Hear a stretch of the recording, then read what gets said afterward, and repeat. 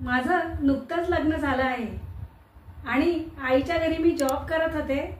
त्यामुळे आता मला जाणून घ्यायचं आहे की अशा काय बेसिक गोष्टी असतात किंवा नवीन असं मी काय शिकायला पाहिजे की ज्याने माझी न्यूली मॅरिड लाईफ आनंदी होईल आणि मी माझ्या घरात जास्तीत जास्त लक्ष देऊ शकेल। तर या आजच्या सगळ्यात नवीन लग्न झालेल्या मुलींचे प्रश्न असतात की नुकतंच लग्न झालं आहे, आईच्या घरी शिकत होते, शिकल्यानंतर जॉबला लागले, कारण की सर्व मुलींची इच्छा असते की आपण शिकून 2 पैसे कमवावे आणि स्वतःच्या पायावर उभं राहावं, ही आजच्या प्रत्येक मुलीची इच्छा असते। तर आता आपण आईच्या घरी असं नाही की आई आपल्याला शिकवत नाही की बेटा तू हे असं कर किंवा हे असं नको करू, आई आपल्याला सगळे शिकवत असते। पण आजच्या मुली काय करतात, आई अगं मला खूप अभ्यास आहे, मी नाही करू शकत, सध्या मी नाही वेळ देऊ शकत या घरच्या कामांना, अशा रीतीने आजकालच्या मुली घरात लक्ष देत नाही आणि त्यामुळे नवीन नवीन लग्न झाल्यानंतर त्यांना सासरी गेल्यानंतर तसे काही प्रॉब्लेम येत नाही, पण तरी पण काही अशा बेसिक गोष्टी आहेत की ज्या शिकून घेतल्या किंवा ज्यांच्यावर आपण लक्ष दिलं आपले पुढचे आयुष्यही चांगले आनंदात जाईल आणि आपल्याला काही प्रॉब्लेम्स येणार नाही। नमस्कार, मी वैशाली स्वागत करत आहे आजच्या आपल्या नवीन ब्लॉग मध्ये। कशा आहात मैत्रिणी? तुम्ही बघितलंच आहे की मी तुम्हाला सांगितले की आजच्या नवीन मुलींचे, नवीन लग्न झालेल्या मुलींचे किंवा नवीन शिकणाऱ्या मुलींचे काय प्रॉब्लेम असतात। चला तर मग जाणू। तर आजची आपली पहिली टिप आहे नवीन शिकणाऱ्या आणि नवीन इच्छुक असणाऱ्या मुलींसाठी की सर्वात पहिल्यात महत्त्वाचं आहे की आपण स्वतः आनंदी व फ्रेश असणं। आता आनंदी व फ्रेश तुम्ही म्हणाल की आम्ही असतोच नेहमी, पण तसं नाहीये मैत्रिणींनो।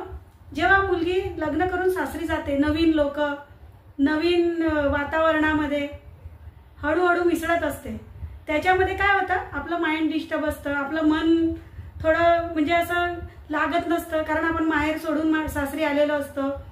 मग त्यामुळे काय आपण स्वतःला एकदम आनंदी व फ्रेश फील नाही करत व एक वेळा नवीन स्वयंपाकघरात गेल्यानंतर आपण काही अशा छोट्या छोट्या चुका करून बसतो।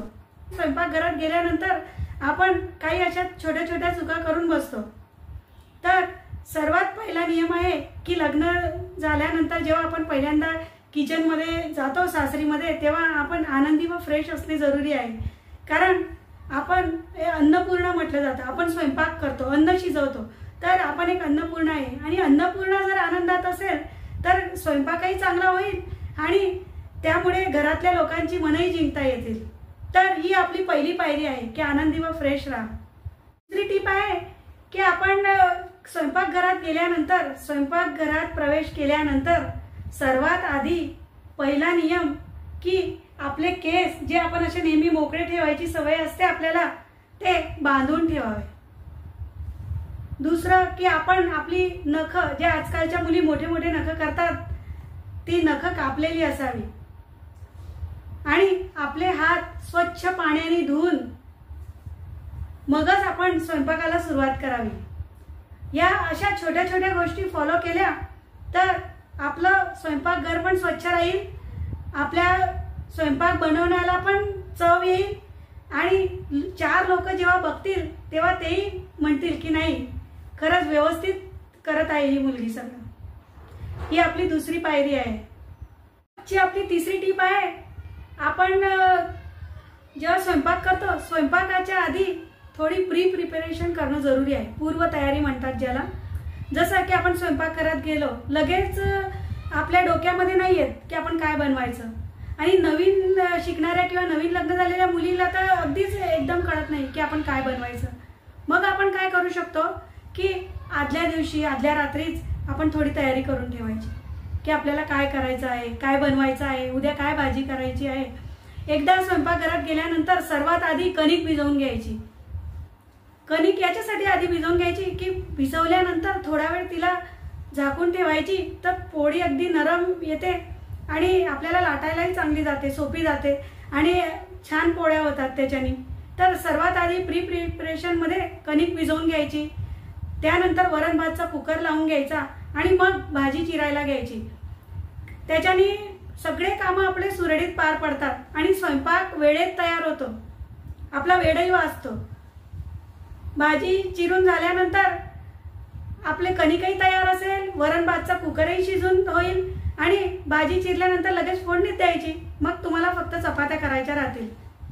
आजची चौथी टीप आहे की जेव्हा आपण भाजी चिरतो, भाजी कापून घेतो, भाजीसाठी लागणारा लसूण सोलतो किंवा कांदा कापतो, बटाटे सोलतो, कुठलीही भाजी निवडतो तेव्हा आपण काय करायचं, खाली एक पेपर आथरून घ्यायचा. पेपर तुम्हाला नाही आथरायचा असेल तर तुम्ही एक ताट घेऊ शकता, ते कचरा पाडण्यासाठी. कचरा खाली जमिनीवर टाकायचा नाही. मैत्रिणी, कचरा जमिनीवर टाकल्यानंतर काय होतं, पसारा होतं, फरशी खराब होते, चिकट होते, त्यानंतर ते आपल्याला एक काम वाढतं. म्हणून काय करायचं, नवीन शिकणाऱ्या मुलींनी, तुम्ही कचरा पेपरवर, न्यूजपेपरवर किंवा ताटातच टाकायचा, म्हणजे उचलून पटकन आपल्याला डस्टबिन मध्ये टाकता येतो आणि आपल्याला डोक्याला ताप होत नाही आणि असं भाजी चिरल्यानंतर पटकन भाजी फोडणीत देऊ शकतो आणि आपलं कामही सोपं होतं. पुढची आपली 5वी टीप आहे की आपण जेव्हा स्वयंपाक करत असतो तेव्हा एक सोबत 2 भाज्या 2 कढई ठेवून फोडणीत द्यायच्या नाही. त्याच्याने काय प्रॉब्लेम होतो की समजा आपण विचार करतो की इकडे एक भाजी करून घेऊ आणि इकडे दुसरी 2 भाज्या जर करायच्या असतील तर, पण त्याच्याने एकामध्ये मीठ टाकलं गेलं, दुसऱ्यात नाही टाकलं गेलं, कुठे तिखट जास्त झालं, कुठे मीठ जास्त झालं किंवा एका बाजूला भाजीच करपते आहे, हे सर्व प्रॉब्लेम आपल्याला फेस करावे लागतात. म्हणून नवीन शिकणाऱ्या मुलींनी किंवा स्त्रियांनी 2 बाजूला 2 भाज्या कधीही फोडणीत द्यायच्या नाही. एक भाजी झाल्यानंतर तिला झाकून ठेवायची, त्यानंतरच दुसरी करायला घ्यायची. त्याच्याने काय होते, पदार्थ आपले चांगले बनतात, आपल्याने काही चूक होत नाही, एखादी गोष्ट खारट तिखट होत नाही आणि त्याच्याने आपल्याला तकलीफही येत नाही. या सर्व टिपचा राजा जर म्हटलं तर ती असते फोडणी. हीच आपली आजची 6वी टीप आहे की मैत्रिणी, जेव्हा आपण फोडणी करायला घेतो वरण किंवा भाजी, तर गॅसवर कढई किंवा पातेलं ठेवल्यानंतर गॅस मंद आचेवर पहिले तेल थोडं तपू द्यायचं. कारण तेल गरम झाल्याशिवाय, तेल तपल्याशिवाय आपली फोडणी व्यवस्थित बसणार नाही आणि त्यामुळे भाजीला चांगली चव येत नाही किंवा वरणाला चांगली चव येत नाही. म्हणून हळूहळू शांतीने फोडणी करून तेल तापल्यानंतरच आपलं राई 2 दाणे पहिले टाकून बघायचे, ते तेल तापलं आहे की नाही त्याचं प्रमाण असतं, त्यानंतरच भाजीला आपण फोडणी घालायची. आणि फोडणी व्यवस्थित असेल तरच आपला पदार्थ चांगला बनतो. आणि हळू गॅसवर भाजी उकळू द्यायची, फास्ट गॅस करायचा नाही, नाहीतर भाजीला चांगली चव येत नाही. हळू गॅसवर जर उकळू दिली तर त्याला तरीही चांगली येते आणि चविष्ट जेवण बनतं, भाजी चांगली बनते.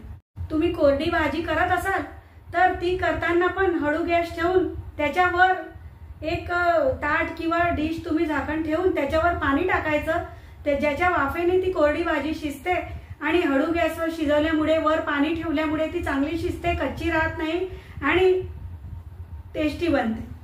आजची आपली 7वी टीप आहे की आपण कणिक भिजवून घेतली, वरण भातचा कुकर लावून घेतला, आपण भाजी फोडणीत देऊन घेतली, आपली भाजी होऊन गेली, पण तरी आपल्या किचनमध्ये ज्या त्यावेळी हे सगळे कामं करत असताना ज्या त्यावेळी ज्या त्या वस्तू जिथल्या तिथं नेऊन ठेवून द्यायच्या. कारण की त्यानंतर काय होतं, पसारा होतो. आपल्याला पसारा होऊ द्यायचा नाहीये मैत्रिणी. आपण स्वयंपाक करत असताना एक एक वस्तू ठेवत जायच्या आणि आपला पसारा आवरत जायचा. त्याच्याने आपलं कामही वाढत नाही, कामही सोपं होतं आणि डोक्याला टेन्शन येत नाही. आजची 9वी टीप आहे की स्वयंपाकघरात किचनमध्ये नेहमी 3 नॅपकिन असावे. एक नॅपकिन जो आहे तो किचन पुसण्यासाठी, आपला किचन स्वच्छ करून घेण्यासाठी, ओटा स्वच्छ करून घेण्यासाठी, गॅस स्वच्छ करून घेण्यासाठी एक नॅपकिन ठेवायचा.